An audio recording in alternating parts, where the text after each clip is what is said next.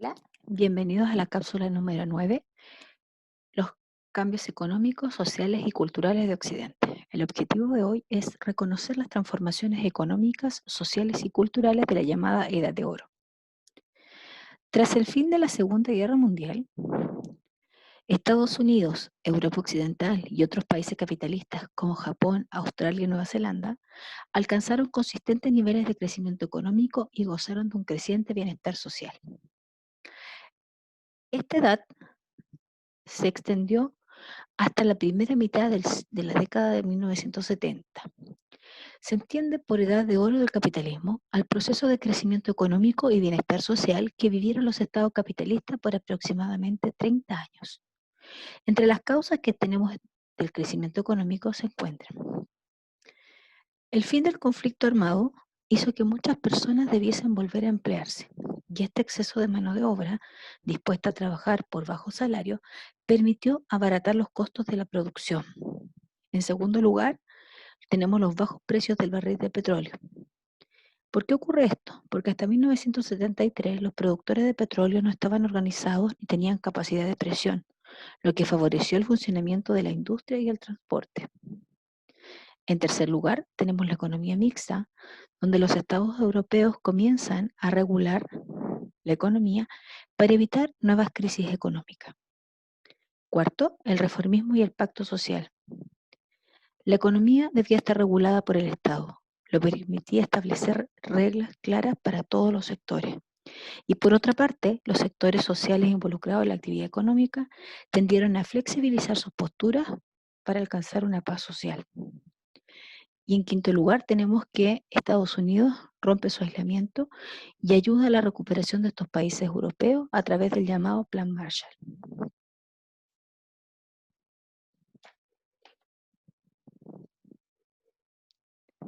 Junto con el crecimiento económico, otros componentes produjeron una transformación del capitalismo y la economía internacional, siendo las principales características, primero, la revolución tecnológica. La demanda de la tecnología de guerra permitió el ambiente propicio para la experimentación civil, estableciendo, por ejemplo, los plásticos, los transistores, la televisión, entre otros. En segundo lugar, tenemos los nuevos sistemas de gestión. Siguiendo el modelo estadounidense, se establecieron nuevos sistemas de gestión basados en la ciencia y en el trabajo en equipo para aumentar la productividad. En tercer lugar, tenemos la aplicación del Fordismo en industrias y países. Los que siguieron este modelo de gestión por fases y en masa fueron aplicándolo en otros rubros, como por ejemplo la alimentación. Y esto por ende va a generar la diversión del trabajo dentro de una cadena productiva. La importancia de Estados Unidos, que junto a la relevancia que tiene la producción, va a quedar bajo su supervisión el Banco Mundial y el Fondo Monetario Internacional. La nueva División Internacional del Trabajo. ¿Qué significa esto? Que la revolución tecnológica y el transporte va a modificar la cadena productiva. Se empezó a producir objetos cuyas partes provenían de diferentes países, lo que lo volvió mucho más minucioso y complejo. Y finalmente tenemos la internacionalización y transnacionalización.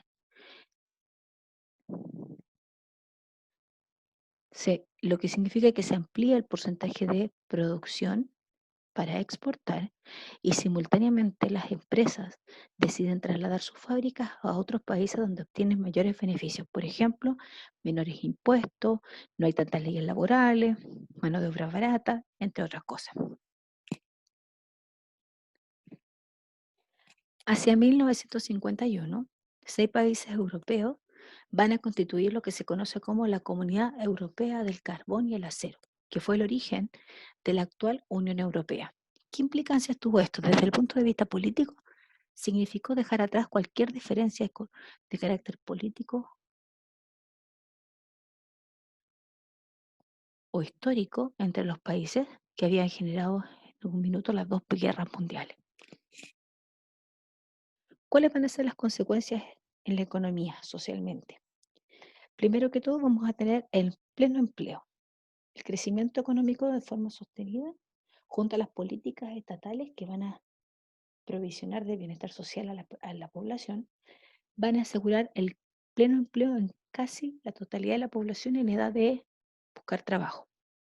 Vamos a tener, por ejemplo, que la tasa de desempleo va a disminuir de un 7,5 de 1930 a un 1,5 en 1960. En segundo lugar, tenemos la expansión del consumo. ¿Qué implica esto? Que las innovaciones tecnológicas y las mejoras en la producción masiva de bienes de consumo disminuyó su precio y permitió el acceso a los trabajadores. En tercer lugar, tenemos la individualización de las necesidades, que implica que la expansión del consumo permitió crear un espacio social y cultural donde se fueron atenuando las diferencias de clase.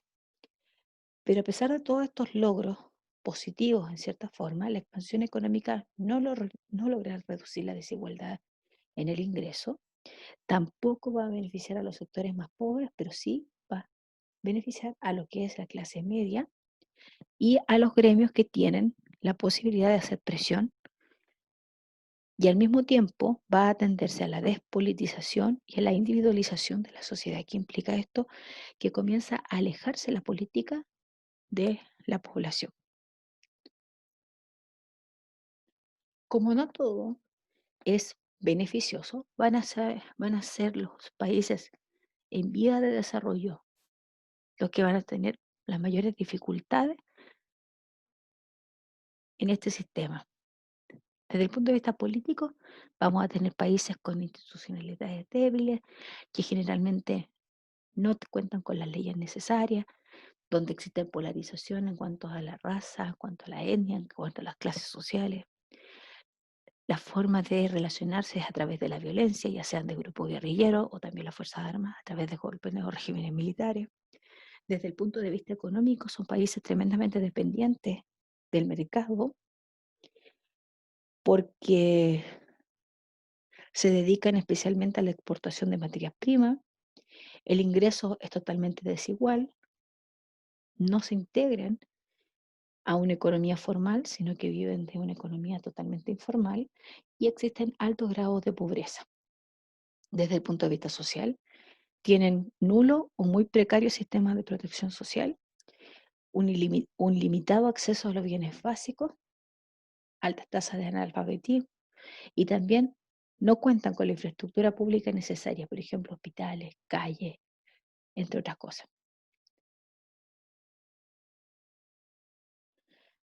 La reactivación de los estados europeos en este periodo le va a permitir abocarse a la expansión y consolidación de un sistema de provisión de beneficios sociales, producto de estas riquezas o de estos, más bien, crecimientos económicos sostenidos. ¿Cuáles van a ser las características de este estado de bienestar en Europa? Primero tenemos que decir que se va a producir una expansión y consolidación de lo que es el sistema de provisión de beneficios sociales, donde se parte de la base que el Estado tiene la responsabilidad de resguardar los derechos políticos, es decir, los que permiten a los individuos participar en los procesos o instituciones, los derechos civiles que garantizan al individuo la posibilidad de desarrollarse libremente, sin ningún tipo de discriminación, y los derechos sociales, que son los derechos a un nivel de bienestar mínimo garantizado por el Estado. Para lograr estos objetivos y que el Estado pueda hacerse responsable, se van a establecer los siguientes elementos. Primero, todos los países europeos van a establecer políticas de salario mínimo y de asistencia social, lo que va a garantizar un nivel de ingresos básicos que van a alcanzar.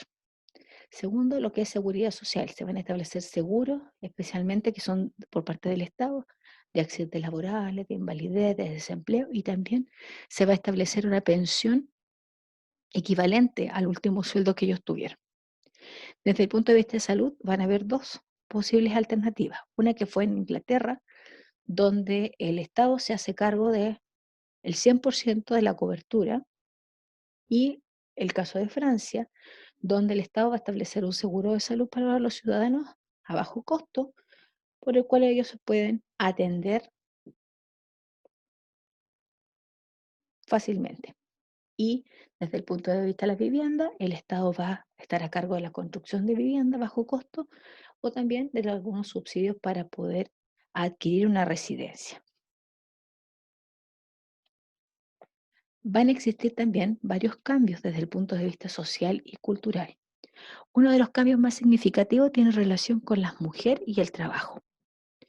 A partir de la segunda mitad del siglo se va a consolidar la presencia de la mujer en el mundo laboral, habiendo un cambio fundamental desde un modelo de familia tradicional, donde el hombre es el que sale a trabajar y la mujer se queda a cargo de la casa y el cuidado de los hijos. Esto va a cambiar drásticamente porque va a surgir la necesidad de un segundo ingreso para poder solventar los gastos de la familia. Y además, las mujeres se dan cuenta que no basta solo con el reconocimiento de la familia, sino que también necesitan una realización personal. Por lo tanto, van a estar dispuestas a salir de la casa. En segundo lugar, lo que tiene que ver con la educación. Toda esta estabilidad y prosperidad económica va a llevar a la necesidad de una mano de obra calificada, lo que va a generar un aumento en la matrícula de la educación formal, especialmente lo que es universidad, y ya va a dejar de ser estudiar en la universidad algo exclusivo de las clases acomodadas, sino que se empieza a democratizar. La cultura de masas se va a deber a esta prosperidad y expansión del consumo, lo que le va a permitir cambiar los cánones sociales, donde los artistas, los deportistas, los músicos se van a convertir en figuras de devoción popular. Todos van a querer acceder a esto, aumentar la cantidad de bienes de consumo, etc. Y en cuarto lugar vamos a tener el envejecimiento de la población europea. ¿Por qué razón? Primero, porque la mujer se integra al mundo laboral. Y segundo, porque también se produce un aumento en la educación superior, lo que va a significar un retraso en la edad que ellas tienen los hijos y por ende van a tener menos hijos, la tasa de natalidad va a disminuir. Al mejorar las condiciones de vida de la población, se va a generar un aumento en la esperanza de vida, lo que va a significar que la población va a ponerse cada vez más vieja. También desde el punto de vista social vamos a tener la búsqueda de ampliar los derechos civiles. Específicamente, existe una contradicción vital entre el pensamiento estadounidense y la actitud que tienen los norteamericanos. Aunque para muchas autoridades era fácil hablar del mundo libre, en la realidad existían muchas normas y prácticas que no tenían relación con esto. Específicamente, constituían un sistema de segregación racial contra los afroamericanos. ¿Qué implica esto? Que este sector afroamericano no tiene acceso a la educación ni a los servicios que tenía la población blanca, y menos aún derecho a voto. Es por esto que a partir de la década del 60 van a surgir una serie de movimientos, tanto pacíficos como violentos, que buscan ampliar los derechos civiles. Dentro de estos movimientos pacíficos vamos a tener como actor principal al pastor Martin Luther King, que fue un importante activista del movimiento de derechos civiles de la población afroamericana y que buscó la vía pacífica para el logro de su objetivo. En gran medida, estos movimientos pacifistas van a llegar a que Kennedy y Johnson acepten legislar para poner fin a este sistema de segregación. Y esto va a permitir el surgimiento de dos leyes. La primera, la Ley de Derechos Civiles, donde se prohíbe cualquier tipo de discriminación, ya sea por raza, por sexo, por edad, por etnia, por religión, etc. Y la segunda gran ley es la Ley de Derecho al Voto, el cual le permite a los gobiernos intervenir en todos aquellos casos donde no se les permitiera sufragar. Esto va a traer como consecuencia, si bien no directamente a Estados Unidos, pero en el resto del mundo, que muchos de los países traten de establecer la igualdad tanto entre hombres y mujeres. Por ejemplo, en la segunda mitad del siglo XX se aprobó en muchos lugares la legislación donde se prohibía que mujeres recibieran remuneraciones distintas por el mismo trabajo, lo que al día de hoy sería muy relevante.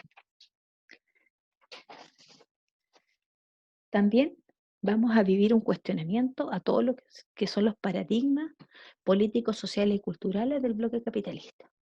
¿Por qué razón? En primer lugar, tenemos que los principios de la Guerra Fría son tremendamente violentos, donde se tratan de imponer ideologías, y esa va a ser una de las principales críticas. La segunda tiene relación con esta relación donde los actores sociales dejan de exigir cosas y empiezan a flexibilizar sus posiciones para mantener la paz social. Por lo tanto, se critica todo lo que son convenciones sociales y culturales propias de esta sociedad desarrollada. Y en tercer lugar, en la década del 60, surge un movimiento que se denomina los hippies, donde jóvenes promovían la vida en comunidad, el uso de recreativo de droga, se oponen a todo lo que es la política tradicional y también al uso de la guerra como recurso para resolver los problemas internacionales. Y junto a esto van a ser quienes van a cuestionar el modelo tradicional de familia monógama. Por lo tanto, tenemos que todo este proceso se va a vivir un periodo de prosperidad económica que va a traer muchos beneficios a la población europea. Específicamente van a poder acceder a las necesidades básicas, las van a tener cubiertas. Y esto va a significar que el Estado cada vez va a ir aumentando su tamaño y va a ir aumentando la cantidad de dinero que va a necesitar para poder mantener el sistema. Espero que les haya interesado este tema. Nos vemos en una próxima oportunidad.